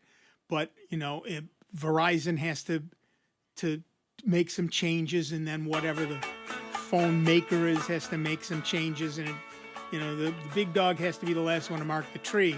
So before it comes to you, who knows what changes they made. Anyway, we're going to take a quick break. If you're on the line, stay on the line. We'll get to you in just a couple of minutes. If you're not, why not? Give us a call, 585-966-JAZZ. That's 966-5299. Toll free 800-790-0415. We'll be right back with a whole lot more sound bites on member-supported Jazz 90.1. It's 29 minutes after the hour. We'll see you on the other side. Computer talk you can understand. More sound bites is next on member-supported Jazz 90.1.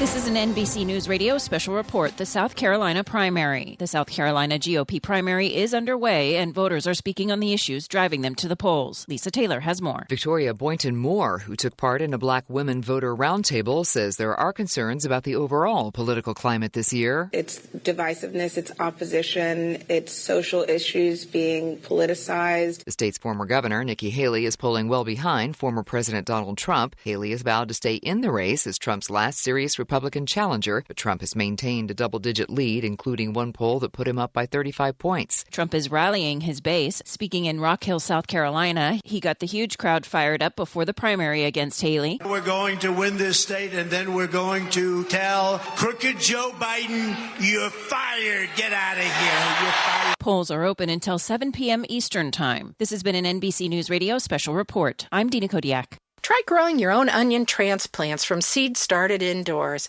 You'll find a greater selection of varieties than those sold as transplants and sets. Hi, I'm Melinda Myers, horticulturist and gardening expert. Select short day onion varieties if gardening in the South, long day varieties for northern areas, and day neutral for all but South Florida and South Texas. Purchase fresh seeds each year for the best germination. Start seeds indoors 10 to 15 weeks before you plan on moving them into the garden. Plant onion seeds 3/4 of an inch deep in a clean container filled with a well-drained potting or seed starting mix. Keep the mix moist and move the plants under artificial light or in a sunny window as soon as green appears. Keep lights 4 to 6 inches above the plant, on for 12 hours a day, and growing temperatures between 55 and 65 degrees for stouter growth. Check out our website for this and other gardening tips. Jazz 90.1 is supported in part by Summit Responsible Solutions, a manufacturer of organic, all-natural insect pest control products, including Summit Sticky Traps. Sticky traps can be used to manage pests on indoor plants and do not contain pesticides. Sticky traps are available at local and national garden centers and hardware stores.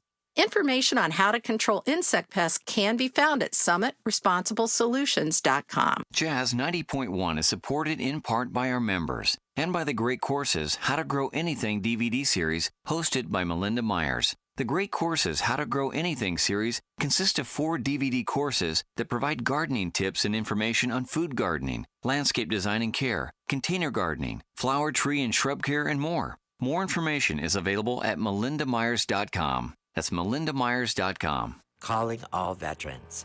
Veterans Outreach Center wants you. We provide essential services for veterans in the greater Rochester area.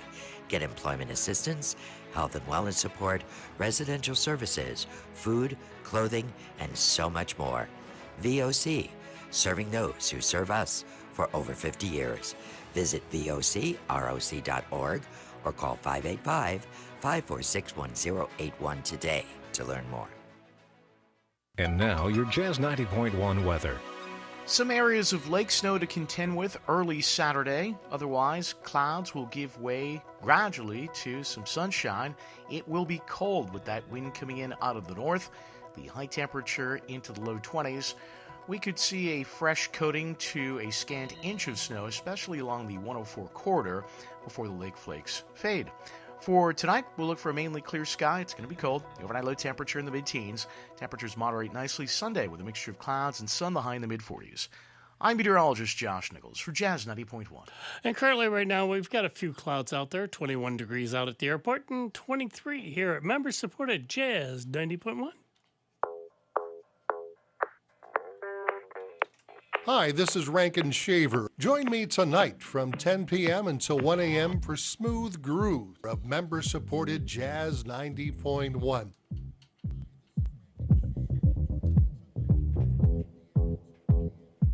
Enough. Welcome back, everybody. I'm Nick Francesco. I'm Dave Enright. And I'm Steve Ray. And at 34 minutes after the hour, we are Soundbite. And we have Don. Don, where are you calling from? From Farrington Village, North Carolina. Down there in Chatham County. Yes, about 8 miles south of Chapel Hill. Yep. How are things down there? Oh, lovely. It's sunshiny. We're down here for about 3 months as a winter break and liking it very much. Good for you. What's up? Question.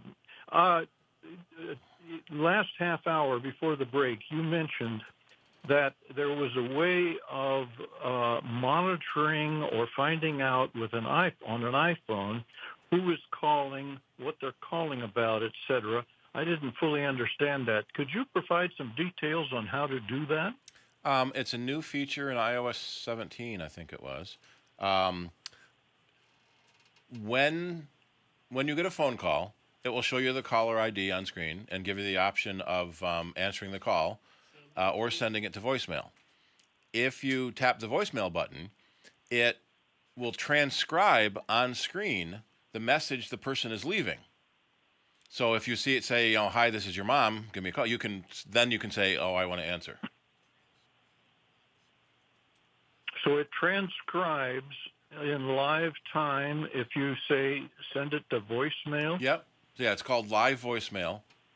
And there's a button on the screen when you answer when the phone rings. There'll be a tap to answer, or I think it used to say cancel, which then sent it to voicemail.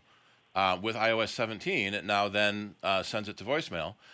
It will start transcribing for you, and then you can accept the call, and then it will send it back to the phone.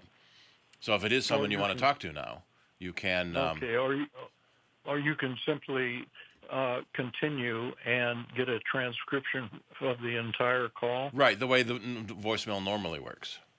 Yeah. And you say that when you receive a call, there is a choice that if you would repeat again, what is the choice that you would click on the phone to send it to voicemail? I'm pretty sure it says the button says voicemail.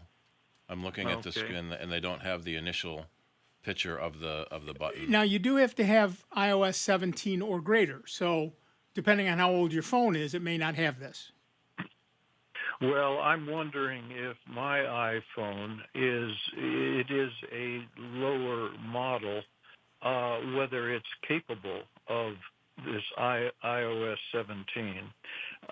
If you go into Settings, General Software Update, it will let you know if there's an update to 17 available. Okay. All right. All right. Very good. I will try it. Thank you again for your good information, as always. All right. Thanks. Yep. Bye-bye, Don. Have fun down there in North Carolina, where it's probably a little warmer than it is up here. Yeah.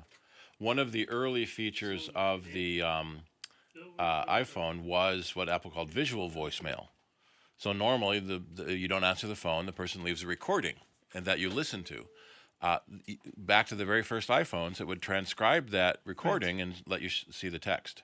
After the call, they finish their call. Right. Now with live voicemail, that can be done automatically. Right, and Android does exactly the same thing in both cases. Mm-hmm. So you can. Do you remember what Android version they added that to? No, not off the top of my head. But one of the nice things is that when I'm working, I often get text that I need to reply to, and so I use the web version. Yeah.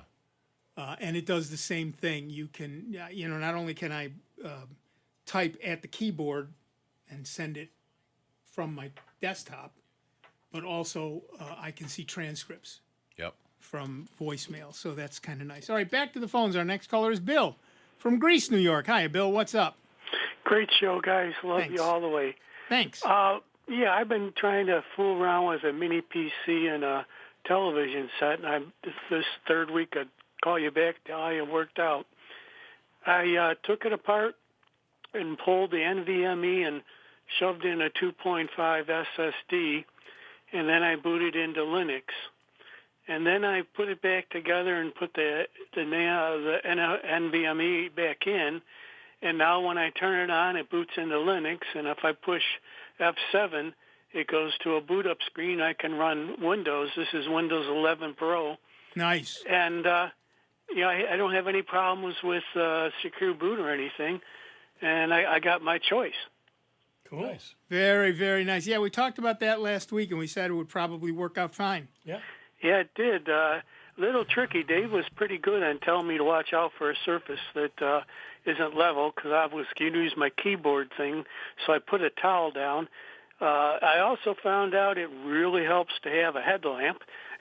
Yeah. So that you can see in. No and lie. then I bought a magnetic screwdriver with multiple points, and that didn't work because I had to go so far down into there to get the screw to take the motherboard cover off that I had to then get another set of screwdrivers that were magnetic but didn't have that little ball end on it so I could sneak it down in there. And those little screws, they cross-thread in a second. Yep. Oh, you have to be very, very, very careful. Yeah, and then just as a final, I love Blue Mail, but it looks like Google killed Blue Mail because I guess the people at Blue Mail answered a congressional investigation against Google. So Google took Blue Mail off their app store, and now you can't get any Gmail emails on a Blue Mail account anymore. Oh, really? That doesn't seem possible. Interesting. Yeah, it's very upsetting. Well, you can I still like Blue use Mail. you can still use it on Linux or Windows. They have a desktop version as well. Or Mac or iOS. Yeah, Right. but you can't get a Gmail account to log into. It won't. It just spins. I see what you're saying. Oh, maybe it doesn't support OAuth? Yeah. I don't know. Google requires a new authorization protocol. They took it off the Google Play account too, so you can't even load it from Google Play. Right. But you were talking earlier about the 1-inch mini PC. These mini PCs, they are pretty interesting. You can get them from $100 to $800, and even the $100 one from B-Link has got Windows Pro. And I didn't know it. When you log into Windows Pro, when you set it up, since it's Windows Pro, you don't have to create a Microsoft account. Right. Well, Right. They're great. I love the little mini is PCs. wonderful. Bill, one other trick for you. Yeah. If you're doing a lot of work on these computers with screwdrivers and all that, what you can do, and I picked one up over on Amazon, it's called a magnetizer. And what you can do is you can take a screwdriver or a piece of metal or whatever and put it through this device on one side and run it around it. It's like a little L shape. It's basically just a magnet. Yeah, and it just magnetizes that device for a little bit. And then if you want to demagnetize it, you turn it around to the other way and demagnetize You it. line up all the carbon molecules, and it becomes that an way, iron. if you need another device to go, because like you were saying, you get into some of those cases and all of a sudden the screw falls off and then it goes down into the case. If you had a little metal rod that you could just slip down there and that was magnetized and pull it on out, be a lot easier. Okay, thank you. Yep. Thanks, Bill. Yeah. Those mini PCs, you think, well, they're so tiny, how good can they be? Mm-hmm. Well, take a look at the Apple Mini.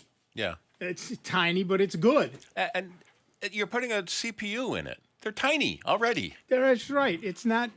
What you lose is the massive amount of air circulation, which you used to need for the big, giant Spinning hard drives. processors and and hard drives. Yeah. And you lose the ability to add multiple hard drives. So, yeah, Although you're kind of getting that back now with NVMe. Right. And so the 5 1/4-inch desktop drives gave way to 3.5, which gave way to 2.5, which are giving way to NVMe. So the computers are getting smaller and smaller because the internal components are getting smaller and smaller. Right. All right, back to the phones. Our next caller is James from Rochester, New York. What's up, James? Oh, hello, Nick and everybody. Hi. Hi. I have a 2-year-old Dell laptop G7-17, and all of a sudden last week, the fan continues to run nonstop. I never had that before. It used to come on a little bit, you know how it goes on and off as you're using it through the day or whatever. Is this normal?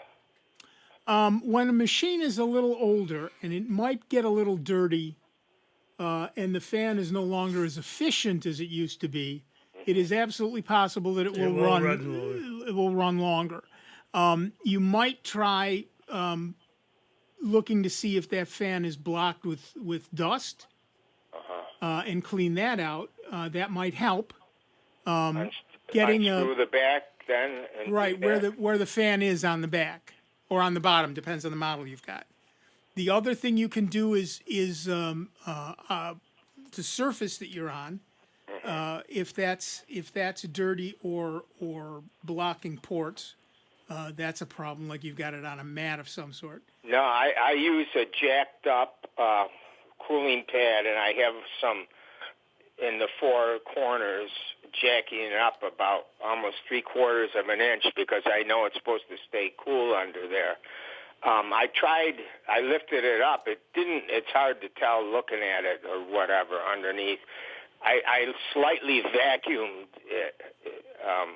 So should I unscrew it and with those tiny screws and check that to blow it out? If you feel comfortable doing that. Or I'd just get some canned air. Okay.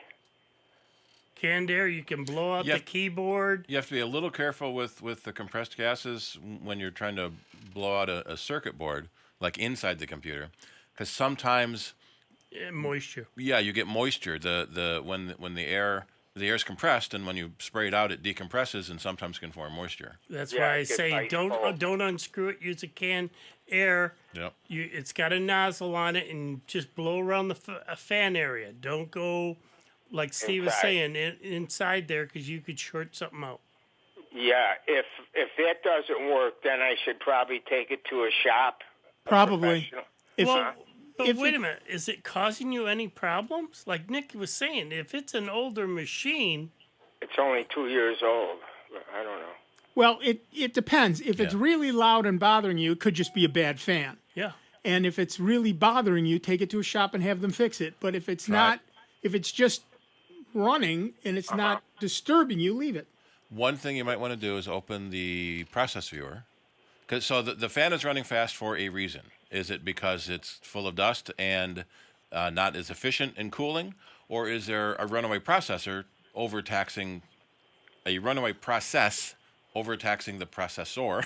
Or is the hard drive getting very full that it's got to work more to do what it did when it was versus brand new? Yeah, maybe I'll run C Cleaner then.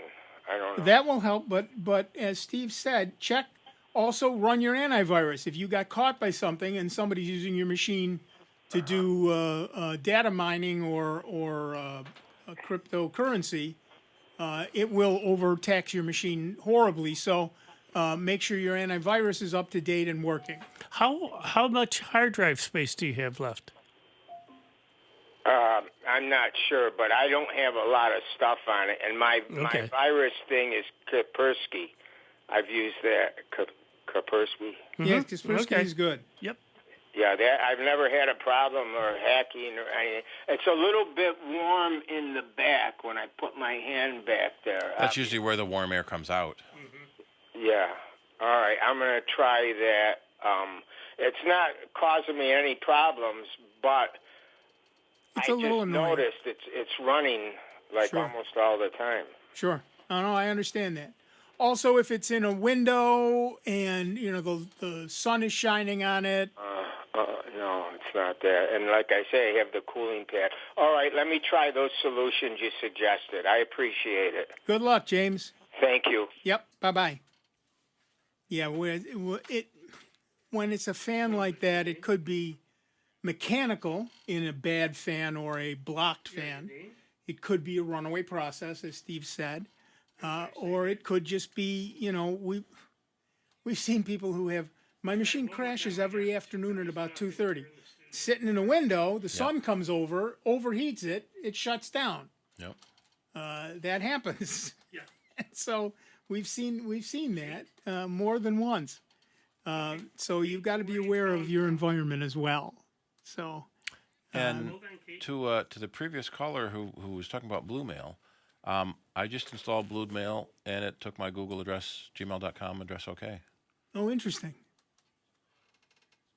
I do see that from their website, it is not at Google Play, but it's at the Android version is there.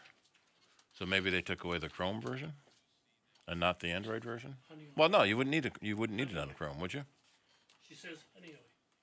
Oh, okay. Honeyoe, look at the falls. Sorry. What just happened? All right, okay. Back to the phones. Our next caller is Kate from Honeyoe, New York. Hi, Kate. What's up? Hi, Uncle Nick. How are you? I'm doing good. I'm glad to hear you guys today. I have a question about a recommendation for a PC for a 13-year-old. Oh, okay. Okay, tell me more.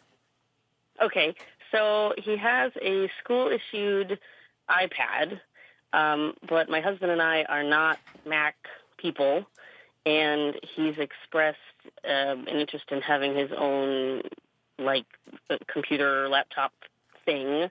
I've heard you recommend Raspberry Pi in the past, but I don't really know much about them. And earlier on the show, you were mentioning being forced to go to Windows 11, and I'm like, oh, well, Linux might sound more appealing, but I know nothing. All right. So first, first, say hi to the whole family for me. Secondly, yeah, okay. Secondly, what is he going to be doing? Mostly schoolwork, or does he want to be able to play games? Or well, he's kind of happy with his PS5 right now for gaming purposes. Okay. And I was thinking that if it was going to be, I don't know if we need a gaming system, which is a whole other thing, but I think it'd be mostly internet and potentially schoolwork, but most of his schoolwork is internet-based anyway. Right. They're using, hosted stuff in Google Classroom and their own program that the school uses. But so I don't think he would even need a word processor program per se, because it's all from the web. Right. Well, you might want to look at a Chromebook. I was going to say Chromebook. Yeah. Okay. Yeah, because they're inexpensive, easy to use. Less headaches for them because less chance of getting viruses, spyware. Right. Much more secure. He has the iPad to do some stuff on. He's got his gaming console to do other stuff on. So what he really needs is basically a web browser to get to the schoolwork. Yeah. And that's, you've just described the Chromebook. Okay. And he can if he's got to do a paper for school, he can use Google, Google Write and Google, Google Write, Sheets, spreadsheets, all of that stuff. Right. I have a Chromebook that is a few years old and is no longer supported. Like they sent me multiple messages of like, we're not going to update you anymore. So that one's kind of run me at your own risk type of thing. Right. But so Chromebook's the way to go. But then how many years are we going to get out of it? 10. Or is it cheap enough that it doesn't matter? It's cheap. You're right. It's cheap enough that it doesn't matter. But all new Chromebooks are getting 10 years of updates. Okay. So there is a website. Steve's going to pull it up and put it on our. I'm looking for it now. Yeah. On our website. Chromebook update schedule. Chromebook, something. Anyway, there's a thing that will tell you. It's from Google. It's auto update policy. Auto update policy, and Steve's going to put it on our website. The link to it, and it tells you for each model of Chromebook when it goes out of updates. Right. Okay. And right now, Google is saying all new ones get 10 years. Sure. So, So they changed their minds. Yes. Well, yeah. Most. I got to say most. The super cheapest ones, maybe not. But, anything in the mid-range and up is certainly going to get 10 years worth of updates. And the iPad can do a lot of that same stuff too, but it's sometimes handy to have a second device. And a keyboard. Yeah. Yes. Yeah, exactly. And you can add a keyboard to the iPad if you want, like mine is here. Right. So I see. So I got a screen here, a screen here. I need another screen there. You do. You're one screen shy. But yeah, Kate, that should work great for you, for your son. Okay. It's the Chromebook is pretty much purpose built to do what he needs to do right now. Mhm.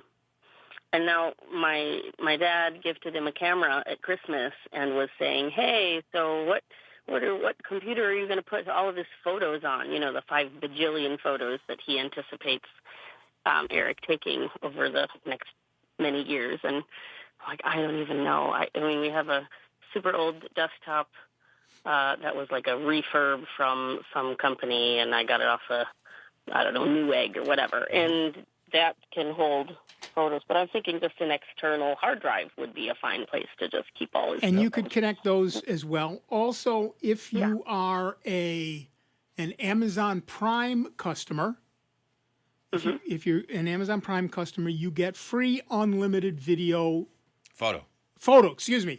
You're right, photo storage, not video storage. And both Google and Apple give you some free storage to store photos, but usually not enough.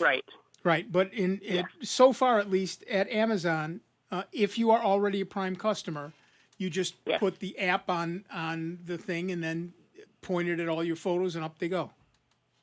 Okay, I will look into that. There you go. Cool. All right, have fun. Thanks very much. Yep, bye-bye. Take care. Bye-bye. Yeah, I'll tell you, the Chromebook will do so much, and stuff that, originally people didn't think, well, this is not going to be useful to us in the long run.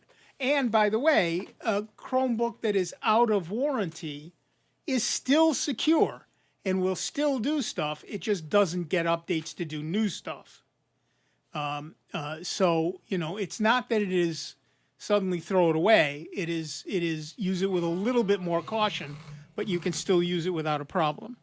The big thing to remember is when you go to buy a new Chromebook, take a look at that list that Steve has put up, the auto update policy list. New Chromebooks are getting 10 years.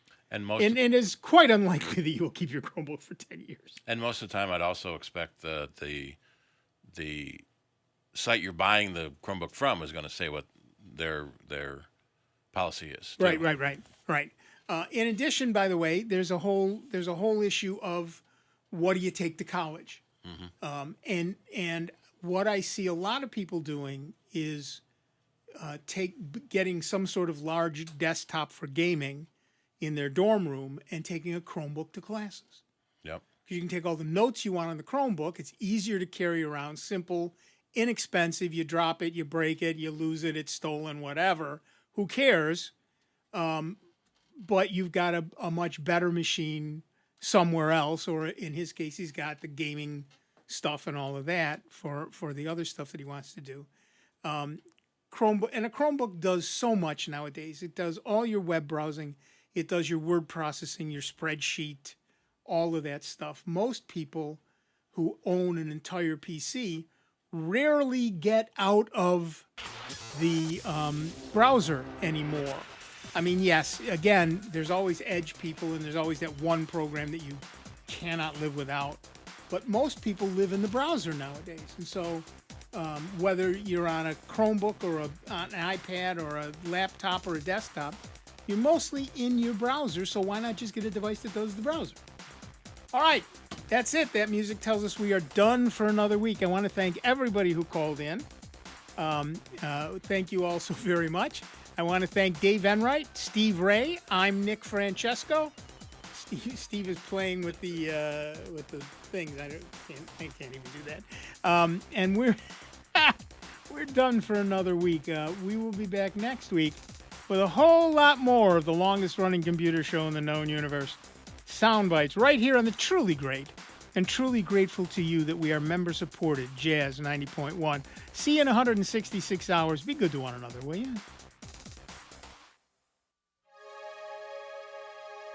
Stardate February 24th.